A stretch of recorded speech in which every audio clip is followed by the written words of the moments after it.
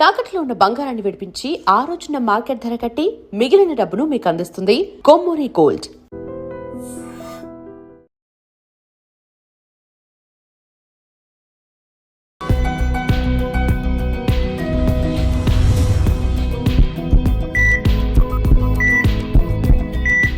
Strong bones equals to strong life. Welcome to healthy conversations with I dream. నా పేరు లుంబిని. ఈ రోజు మనతో పాటు ఉన్నారు డాక్టర్ రవితేజ రుద్రరాజ్ గారు, కన్సల్టెంట్ ఆర్థోపెడిషియన్, స్పెషలిస్ట్ ఇన్ నీ preservation, robotics and sports medicine. Let's talk to him. Hello sir. నమస్తే అండి. నమస్తే. సో జాయింట్స్ గురించి మాట్లాడినా, స్పెషల్లీ నీస్ గురించి మాట్లాడినా, ఫస్ట్ కమ్స్ నీ రీప్లేస్మెంట్ గురించి మాట్లాడుతూ ఉంటాం. బట్ మీరు స్పెషలిస్ట్ ఇన్ నీ ప్రిజర్వేషన్ కాబట్టి వాట్ ఎగ్జాక్ట్లీ ఇస్ నీ ప్రిజర్వేషన్ అసలు? సో బేసికలీ అందరికీ తెలిసిందే, నీ రీప్లేస్మెంట్ అంటే బాగా అరిగిపోయిన తర్వాత మోకాలు మార్పిడి అని చెప్తూ ఉంటారు కదండి. సో మనం ఆ పొజిషన్ వరకు ఆ స్టేజ్ వరకు వెళ్ళకుండా ముందు మనం ఏమేమి చేయగలిగితే దానివల్ల మనం దాన్ని అవాయిడ్ చేయగలుగుతామో అవన్నీ కూడా నీ ప్రిజర్వేషన్లోకి వస్తాయండి.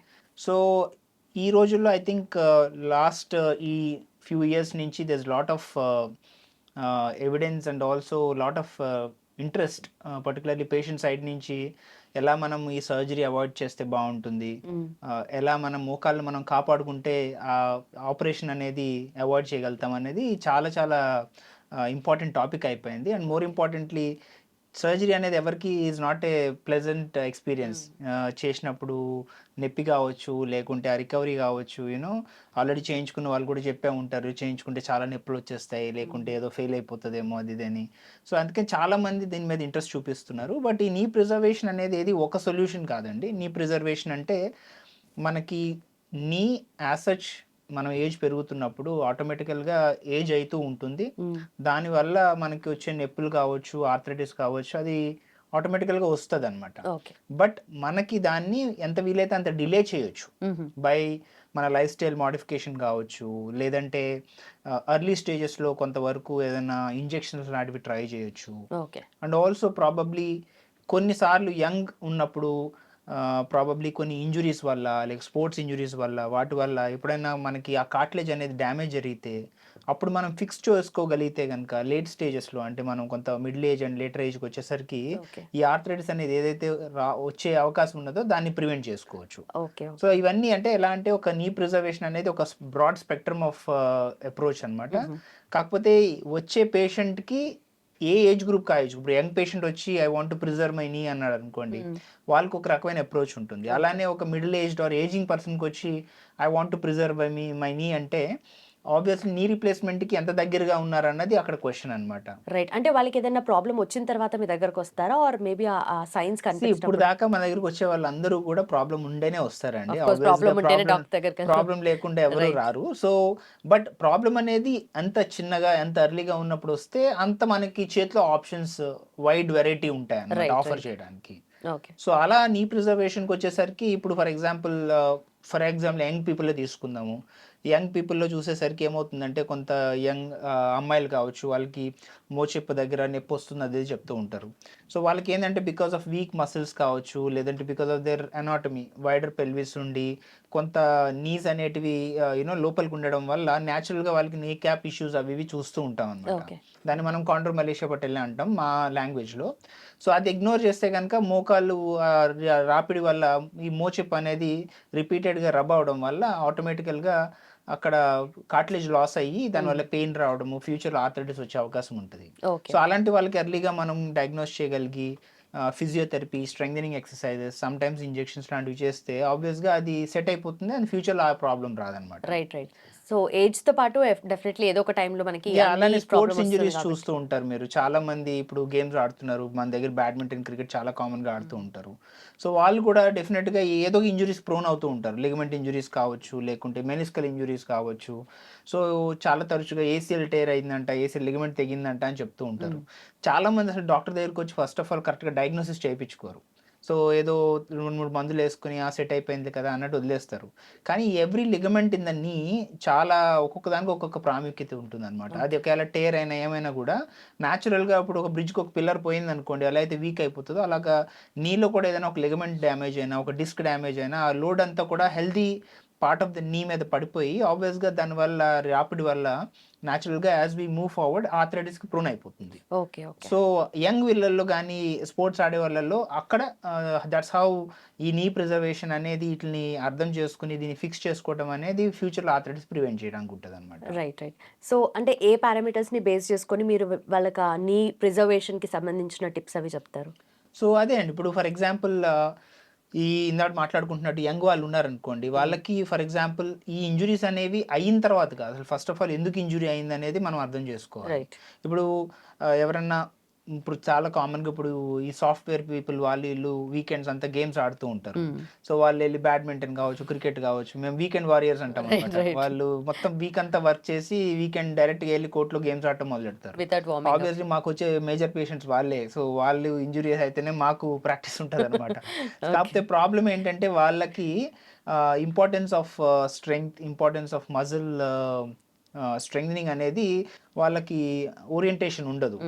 So on top of that ఏంటంటే వాళ్ళు because of their indoor work which most of the times కూర్చుని కంప్యూటర్ ముందు చేయడం వల్ల ఓవర్ టైం ఏమవుతుందంటే వాళ్ళ మసిల్స్ బాగా వీక్ అయిపోతాయి. ఆన్ టాప్ ఆఫ్ దట్ ఇప్పుడు ఇలాంటి గేమ్స్ లాంటివి ఆడారనుకోండి, న్యాచురల్గా ఏదైనా ఇబ్బంది ఉన్నప్పుడు ఆటోమేటికల్గా ఇంజురీస్ అవ్వడం అనేది చాలా తరచుగా చూస్తూ ఉంటాం.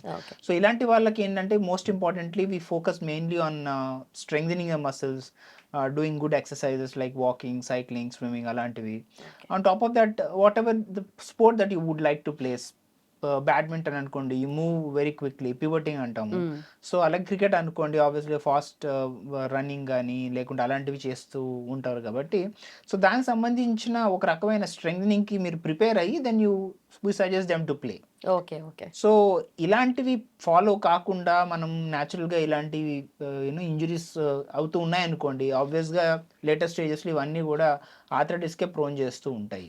ఓకే. ఓకే. సో మీరు అన్నట్టుగా ఈ వీకెండ్ వారియర్స్ ఎవరైతే ఉంటారో వీక్ అంతా మజిల్కి కానీ లేదంటే జాయింట్స్కి కానీ పని చెప్పకుండా వీకెండ్స్లోనే పని చెప్తారు కదా, అంటే ఆ ఫోర్స్ఫుల్ గా ఆడడం కానీ అవన్నీ చేయడం వల్ల ఎక్కువ ఎఫెక్ట్ ఉంటుందంటారు వాళ్ళు? డెఫినెట్గా అండి. మనకి బేసికలీ మనం ఈ మసిల్స్ని ఎప్పుడైతే వీక్ అయిపోతాయో న్యాచురల్గా ఎప్పుడైనా ఏదన్నా ఓవర్లోడ్ అంటే మనం చేసేదానికంటే ఎక్కువ స్ట్రెస్ పడింది అనుకోండి, ఆటోమేటికల్గా it will lead to injuries. అది చిన్నదనుకోండి స్ప్రెయిన్ అంటాం, పెద్దదనుకోండి టేర్ అంటాం. It can happen to ligaments, it can happen to muscles, it can happen to tendons also. So దేనికైనా స్ప్రెయిన్స్ జరగవచ్చు. ఇంకో ఇంపార్టెంట్ థింగ్ ఏంటంటే ఈ ఇంజురీస్ అయినప్పుడు మీరు సరైన అటెన్షన్ లేకుంటే సరిగ్గా ట్రీట్మెంట్ చేయించుకోలేదు అనుకోండి, ఇవి క్రానిక్ అయిపోతాయి. అంటే రిపీటెడ్గా ఇంజురీ అవుతూ ఉంటుంది. బాడీకి ఒక విధంగా హీల్ చేయాలి అనేది ట్రై చేసి ఇంకా అది ఎలా అయిపోతుందంటే స్కార్ లాగా ఫామ్ అయిపోతుంది, అంటే చాలా హార్డ్ టిష్యూలా ఫామ్ అయిపోతుంది. నేచురల్గా నెక్స్ట్ టైం చిన్న ఇంజురీ అయినా కూడా చాలా పెద్ద పెయిన్ రావడము, ఆడలేకపోవడము అలా చూస్తూ ఉంటాం. చాలాసార్లు మీరు వినే ఉంటారు యాంకిల్ ట్విస్ట్ అయిన తర్వాత తగ్గింది కానీ పూర్తిగా తగ్గినట్లేదు అని చెప్తుంటారు. Yeah exactly. So that's because you are not resting well, you are not recovering well, and again మళ్ళీ ఇంజురీ అయినప్పుడు న్యాచురల్గా అది మళ్ళీ అవ్వడం వల్ల మీకు పూర్తిగా ఇంకా తగ్గదు అనమాట. ఇంకా అలా ఇయర్స్ టుగెదర్ అది మిమ్మల్ని బాదర్ చేస్తూనే ఉంటుంది బ్యాక్ ఆఫ్ ద హెడ్లో, ఏదో ఉంది అన్నట్టు. సో అందుకనే it's important to keep your muscle strong, also to make sure that you're playing the right way whenever you're playing the game, and in case ఎప్పుడైనా injuries అయినప్పుడు make sure that you're fixing it either by exercise or by rest or by a surgery, whatever needed to make sure that you're coming back to normal. Okay. So కొంతమందికి ఎక్కడైనా దెబ్బ తాకినప్పుడు బండి మీదకి వెళ్ళి కింద పడ్డప్పుడు కూడా మీరు అన్నట్టుగా యాంకిల్స్ కానీ లేదంటే నీస్లో కానీ జాయింట్స్ ఎక్కడైనా కూడా ఆ పెయిన్ ఉండిపోతుంది, దాన్ని ట్రీట్ చేయించుకుంటున్నారు, బట్ అగైన్ ఆ పెయిన్ అలాగే ఉండిపోతుంది, దాన్ని ఇగ్నోర్ చేస్తారు. ఇంకొంతమంది స్పెషల్లీ ఇలాంటి మజిల్ ఇక్కడ ఉన్నప్పుడు జాయింట్స్ దగ్గర వాళ్ళు ఇలా స్ప్రెడ్ చేసి ఇట్లా చేసి ఆ సౌండ్ వస్తుంది కదా, అది సెట్ అయిపోయింది అన్నట్టు ఫీల్ అవుతూ ఉంటారు. అంటే అది ఎంతవరకు డేంజరస్ అసలు? అదే అండి, దట్స్ అ గుడ్ క్వశ్చన్. ఎందుకంటే చాలామంది అసలు ఫస్ట్ ఆఫ్ ఆల్ అంటే జనరల్గా దెబ్బ తగిలింది అనుకోండి, ఒక 2-3 డేస్ రెస్ట్ తీసుకోవడం తప్పలేదు. న్యాచురల్గా నొప్పి తగ్గిపోయింది అనుకోండి, రావాల్సిన అవసరం కూడా లేదు. బట్ ఎప్పుడైనా దెబ్బ పెద్దది తగిలి రికవర్ కావట్లేదు, నొప్పి పూర్తిగా తగ్గట్లేదు అని అనుకున్నప్పుడు కొన్నిసార్లు అవి చిన్న టైర్స్ ఉండొచ్చు, కానీ మీరు అది ఇగ్నోర్ చేయడం వల్ల అది కాస్త పెద్దదైపోతుంది. సే ఫర్ ఎగ్జాంపుల్ ఇప్పుడు చిన్న ఎగ్జాంపుల్ చూస్తే మాకు నీలో ఈ మెనిస్కస్ అంటాం, అంటే స్ప్రింగ్ లాగా ఉంటుంది అనమాట, షాక్ అబ్జర్వర్ కింద మనకు పనిచేస్తుంది. అది ఇలాంటి ఆడుతున్నప్పుడు లేకుంటే అవుతున్నప్పుడు చిన్న ఇంజురీస్ అవుతూ ఉంటాయి, అంటే చిన్న టైర్స్ అవుతూ ఉంటాయి.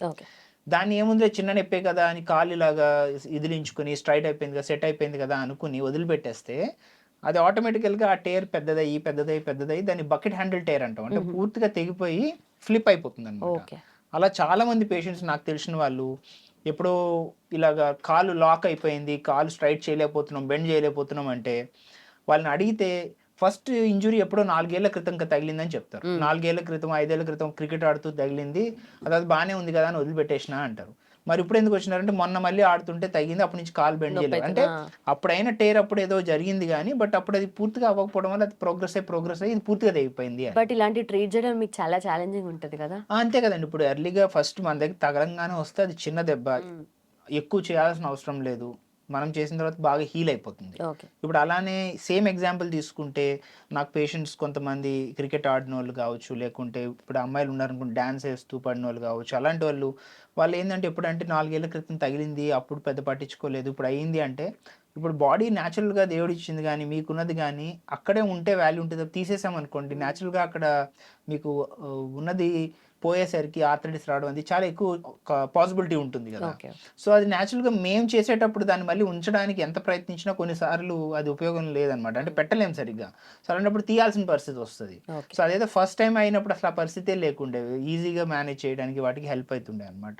సో డెఫినిట్‌గా మనకి ఎర్లీగా వచ్చినప్పుడు మాకు ఒక రకమైన ప్రొసీజర్ ఒకటైతే న్యాచురల్‌గా దాన్ని డిలే చేసుకొని లేట్‌గా వస్తే టెక్నికల్లీ మాకు డిఫికల్టే. అండ్ కొన్నిసార్లు అది ఉంజాలా లేదా అనే కన్‌ఫ్యూజన్ గూడా కొన్నిసార్లు తీసేస్తే ఆబ్వియస్‌గా మీకది మీ ఫ్యూచర్‌లో డ్యామేజ్ ఎక్కువవుతుందనమాట. రైట్. నొప్పి చిన్నదే అని చెప్పి ఇగ్నోర్ చేయొద్దు. అండ్ నీ ప్రిజర్వేషన్ అనేది బెస్ట్ ఆల్వేస్. ఆబ్వియస్లీ అండి. అండ్ ఇప్పుడు చాలా లేటెస్ట్ ప్రిజర్వేషన్‌లో కూడా ఒకప్పుడు ఒకవైపు నీ రీప్లేస్‌మెంట్ వాడేవారు, ఒకవైపు ఫిజియోథెరపీ చెప్పేవారు. బట్ మధ్యలో ప్రిజర్వేషన్‌కి ఇప్పుడు చాలా ఆప్షన్స్ వచ్చేసినాయి. ఓకే. స్టార్టింగ్ ఫ్రమ్ మీరు పీఆర్‌పీస్ ఇనే ఉంటారు. అలాగే స్టెమ్ సెల్స్ కూడా ఇప్పుడు ఆఫ్ లేట్ ఇంట్రొడ్యూస్ అవుతున్నాయి. Although evidence is very very early అనుకోండి. దాని గురించి ఇంకా చాలా స్టడీ చేయాలి, అర్థం చేసుకోవాలి. బట్ డెఫినిట్‌గా ఇన్ రైట్ ఇండికేషన్స్‌లో పీఆర్‌పీస్ కూడా చాలా వరకు హెల్ప్ చేస్తాయి. లైక్ టెండన్ ఇంజ్యూరీస్ కావచ్చు, స్ప్రెయిన్స్ కావచ్చు. నేను చాలామంది ప్రో కబడ్డీ ప్లేయర్స్‌కి, అలానే టెన్నిస్ ప్లేయర్స్‌కి వాళ్ళకి పీఆర్‌పీస్ ఇచ్చాను. స్ప్రెయిన్స్ అయినప్పుడు, మోడరేట్ స్ప్రెయిన్స్ అయినప్పుడు. అలాంటప్పుడు వాళ్ళంతా చాలా బాగా హీల్ అయ్యి దే గాట్ బెటర్. అలానే ఇప్పుడు స్టెమ్ సెల్స్ చెప్తున్నాము. స్టెమ్ సెల్స్ కూడా ఇప్పుడు మనం తీసుకునే ఇంజెక్షన్స్ ఉంటాయి మోకాల్లో కరిగినప్పుడు లైక్ పీఆర్‌పీ గానీ, లేకుంటే హైల్డ్రోనిక్ యాసిడ్ అంటాము, స్టెరాయిడ్స్ అంటాము. ఇవన్నీ పెయిన్‌కి పనిచేసే ఇంజెక్షన్స్ అనమాట. ఓకే. బట్ ఇప్పుడు స్టెమ్ సెల్స్ ద్వారా ఏంటంటే పెయిన్ అనే కాదు, ఆ ఇన్‌ఫ్లమేషన్ తగ్గించి minimum at least 2-5 years of relief వచ్చేటట్టు స్టడీస్ చెప్తున్నాయి. But again it's very early. అంటే దీన్ని ఒక్కదాన్ని పట్టుకొని ఇదే బెస్ట్ సొల్యూషన్ అని చెప్పడానికి లేదు. Okay. Right patient, right indication, right స్టేజ్‌లో రావాలి. అలానే ఏవైతే థెరపీస్ కొత్తవి వస్తున్నాయో అవి కూడా ఎవాల్వ్ అవ్వాలి. ఇప్పుడిప్పుడే there lot of research and evidence is building up అనమాట. అదొక వైపు అయితే గనుక ఇంకా ప్రొసీజర్స్ వైపు చూస్తే కూడా then you have got cartilage restoration. అంటే ఏదైతే కార్టిలేజ్ పోయిందో ఆ డీఫెక్ట్స్‌ని ఫిల్ చేయడానికి మనకి చాలా కొత్త టెక్నిక్స్ వచ్చినాయి. ఓకే. ఇప్పుడు మనకి కార్టిలేజ్‌ని వేరే చోట ఎక్కడైతే బరువు లేని చోటని తీసి పెట్టొచ్చు. దాన్ని ఓట్స్ అంటాము. అది చేయొచ్చు. లేదంటే మన కార్టిలేజ్‌నే ల్యాబ్‌కి పంపి ఎక్కడ నుండైనా తీసి నీస్‌లో పెడతారా? అదే మన నీలోనే ఓకే. ఎక్కడైతే బరువు పడని చోటు నుంచి తీసి ఎక్కడైతే బరువు పడే డీఫెక్ట్ ఉందో అంటే ఆ కార్టిలేజ్ లేదో అక్కడ పెట్టొచ్చనమాట. ఓకే. ఓకే. అలానే ఇప్పుడు ఫర్ ఎగ్జాంపుల్ కొన్ని పెద్ద డీఫెక్ట్స్ ఉన్నాయనుకోండి. 2 సెంటీమీటర్స్ కంటే పెద్దవి. ఆటోమేటికల్‌గా అంత పెద్ద పెద్ద ప్లగ్స్ పెట్టలేము కాబట్టి అప్పుడు కొంత కార్టిలేజ్‌ని ల్యాబ్‌కి పంపి అక్కడ గ్రో చేసి ఒక నెల తర్వాత రీఇంప్లాంట్ చేయొచ్చు. ఓకే. అలానే ఇప్పుడు స్కాఫోల్డ్స్ కూడా చాలా వస్తున్నాయి. స్కాఫోల్డ్స్ అంటే మ్యాట్రిక్స్ లాగా ఉంటాయన్నమాట. మన స్పాంజ్ లాగా మెష్ లాగా ఉంటుంది. దాంట్లో కావాలంటే మన బీమ్యాక్ అంటాం. మన బోన్ మ్యారో నుంచి బ్లడ్‌ని తీసుకొని దాన్ని మనం స్పిన్ చేసి దాన్ని హోల్‌లో పెట్టి దాంతో ఆ స్కాఫోల్డ్స్ నుంచి ఆ గుంతలు నింపొచ్చనమాట. బేసికల్లీ మీరు రోడ్‌లో ఏవైతే పాట్ హోల్స్ చూస్తారో ఆ పాట్ హోల్స్‌ని ఫిల్ చేసినట్టు. Simple proper language. మూవ్‌మెంట్ ఉంటది. యెస్. ఓకే. సో ఆబ్వియస్‌గా అలాంటివి చాలా అడ్వాన్స్‌మెంట్స్ వచ్చినియి. సో వాటితో పాటు మనకి ఈ అలైన్‌మెంట్ కరెక్షన్ ఇప్పుడు కొంతమందికి ఇలాగా బో లెగ్స్ ఉంటాయి. కొంతవరకు అంటే అలైన్‌మెంట్ అనేది కొంత రాంగ్ ఉంటుంది. దానివల్ల కూడా వీటికి ప్రోన్ అవుతూ ఉంటారు. ఓకే. అలాంటప్పుడు ఆ అలైన్‌మెంట్ కరెక్ట్ చేయొచ్చు. మనం ఆస్టియోటమీస్ అంటాము. బేసికల్లీ ఆస్టియోటమీస్‌లో ఏంటంటే ఏదైతే బరువు పట్టడం వల్ల అరిగిపోతున్నదో దాని బరువు తగ్గించేసి స్ట్రెయిట్ చేయడం అన్నమాట. ఓకే. ఆ ప్రిజర్వేషన్ సర్జరీస్ కూడా చేస్తే ఫ్యూచర్‌లో ఆర్థరైటిస్ అవాయిడ్ చేయొచ్చు. నీ రీప్లేస్‌మెంట్స్ అవాయిడ్ చేయొచ్చు. సో, సో ఇదివరకటి కంటే ఇప్పుడు చాలా ఆప్షన్స్ వచ్చినాయి. చాలా సర్జికల్ ఎక్స్‌పర్టీస్ పరంగా మాకు కూడా సర్జన్స్ చాలా advantages and easy to do techniques వచ్చినాయి. Right right. ప్లస్ చాలా పేషెంట్స్ కూడా అంత బ్యాడ్ అంటే నీ రీప్లేస్మెంట్ దాకా వెళ్లకుండా ముందే మేనేజ్ చేసుకోవడానికి చాలా అవైలబుల్ ఆప్షన్స్ వచ్చినాయి. సో అందుకని it's about finding the right doctor, finding the right indication and choosing the right technique అనమాట. సో దానివల్ల ఆబ్వియస్గా మీరు ఈ నీ రీప్లేస్మెంట్స్ అనేవి డెఫినెట్గా అవాయిడ్ చేయొచ్చు. Okay right sir, thank you so much. Thanks.